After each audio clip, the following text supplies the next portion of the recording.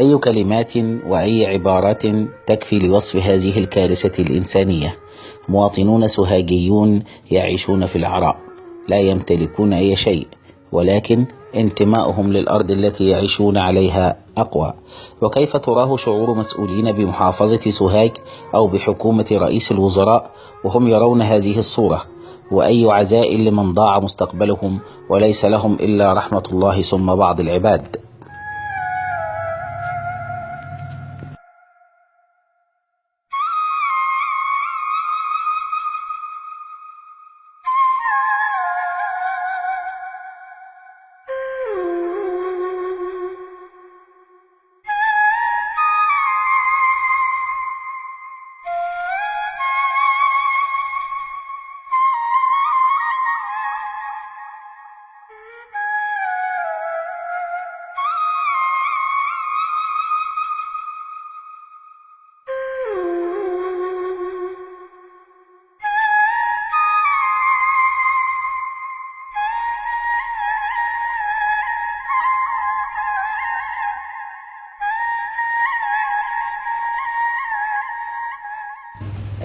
ساكنة في الترعة عند الكوبري الجديد، وجوزي شغال شيال ومعاي 3 عيال،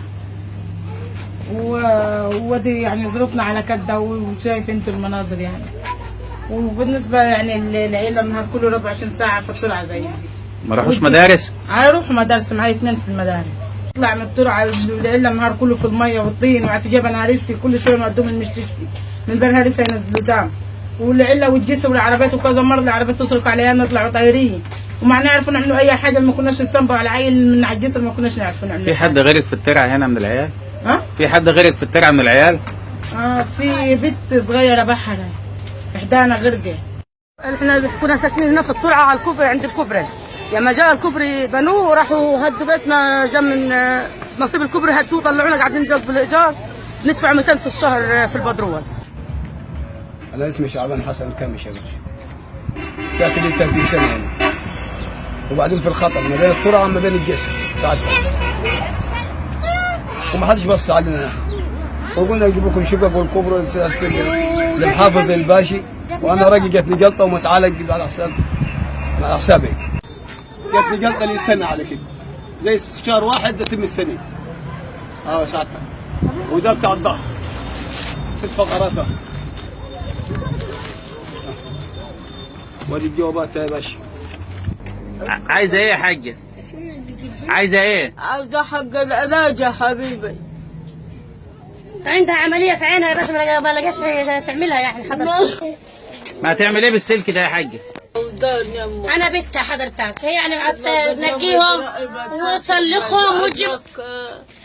من يوم ما رقبة اتكسر يا سيدي، زي لا حاجة خدت شقتي كلي. نبي هي وطالعة على السور وقعت بيها الحديدة كسرت الجرح، فرحنا للمستشفى بتاعت الجامعة بتاعت سوهاج، عايزة شرايح وعايزة مسامير. معايا 8 عيال وجوزي أرزق على باب الله، وقلنا يركب الرئيس السيسي يعمل لنا حاجة زينة للشعب اللي ضايع ده في الأرض وفي الترعة. ما لقينش حد رئيس يعمل لنا حاجة زينة. قلنا حضرتك ربنا كرمك وركبت لنا رئيس عشان حتى تبص على الغلابة اللي زيني، على شعب مصر اللي ساكن تحت الرجال في الترعة. بيجي المحافظ مبحر ونقبل حضرتك بالعربيات، بيكسروا المحافظ وبخوا المحافظ، ونقول يطلع عشان نتلاقوه، نقول له حضرتك على حاجه يعملها لي، ما حدش بيسال فيني. المره اللي فاتت اتلاقينا ناس حضرتك عشان يدارونا من المحافظ، وهنعمل لكم شقه وهنعمل لكم كذا، ما حدش سال فيني. المية اول ما نزلت غرقت على طول، قالوا طلعتها حي. كانت حيه؟ هي ما وصلتش المستشفى، كانت حيه ما وصلتش المستشفى. يعني توفت قبل ما تروح المستشفى؟ توفت من هنا، انا ما عرفتش يعني اعملها ايه. خدوا يجي معطل الورشه دول، يعني ما لحقوهاش. كان عمرها كام سنه؟ كانت 8 شهور. ما كملتش كمان سنة و9 شهور يا ابوي. هي طلعت من البيت من غير ما تشوفيها؟ نزلت يعني كثير، قلنا يعني عايزين نفشلنا نيجي ونعملوا، يا دوب وصلت المية على بال ما نزلت وراها يلا انا دوسنا على نفسها، نزل شاط الميه ودانا المستشفى. مسحت ودانا المستشفى، كان امر الله عليها خلاص انتهي. عايزه ايه؟ نفسك في ايه؟ نفسك في ايه؟ تشبيه. أنا بطلب من رئيس السيسي إنه يجيب لنا بيها، وعشان هو أبو المصريين، وكمان عايزين يرعون زي ما زملاتي بيخصمونا ويطلبوا مني إنه أنا عايشة في الترعة. بيقولوا لك ايه زملاتك؟ بيقولوا لي اللي قاعدين على الترعة. والله يا أستاذ العيلة بيشكلنا في المدرسة وكنا ساكنين على الترعة، وكمان نفسنا في سكن عشان ما حدش يعايرنا بيه. عشرة امتدت لسنوات طوال بين 15 أسرة فقيرة بمنطقة قبل الكبري بمركز البلينة جنوب محافظة سوهاج.